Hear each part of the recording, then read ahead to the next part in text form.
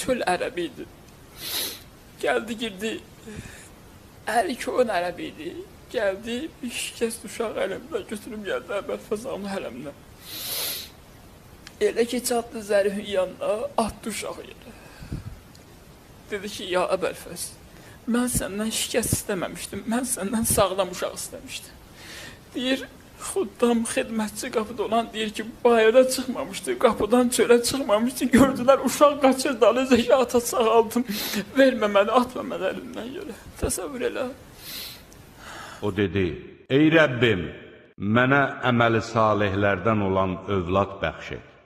Sizi tək bir candan xəlq eləyən, ünsiyyət bağlayıb rahatlıq tapsın deyə ondan onun zövcəsini yaradan odur. Adəm övladı zövcəsini ağuşuna aldıqda o, yüngül bir yüklə yükləndi, hamilə qaldı və bir müddət onu bətnində gəzdirdi. Zövcəsi ağırlaşdığı zaman hər ikisi özlərinin Rəbbi olan Allaha, əgər bizə sağlam bir övlad versən, əlbəttə şükür edənlərdən olarıq deyə dua etdilər. Allah onlara sağlam övlad verdikdə isə, özlərinə verdiyi şeydə ona şərik qoşmağa başladılar. Allah isə onların qoşduqları şəriklərdən ucadır.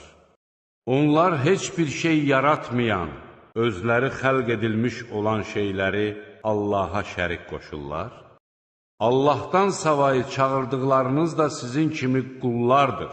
Əgər doğru deyirsinizsə, çağırın onları, sizə cavab versinlər. Biz səndən əvvəl də elçilər göndərdik və onlara zövcələr və övladlar verdik.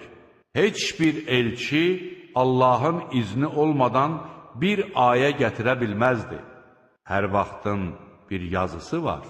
Allah sizin üçün özünüzdən zövcələr yaratdı. Zövcələrinizdən də sizin üçün övladlar və nəvələr yaratdı və sizə pak ruzilər verdi. İndi onlar batilə inanıb, Allahın nemətini inkar mı edirlər?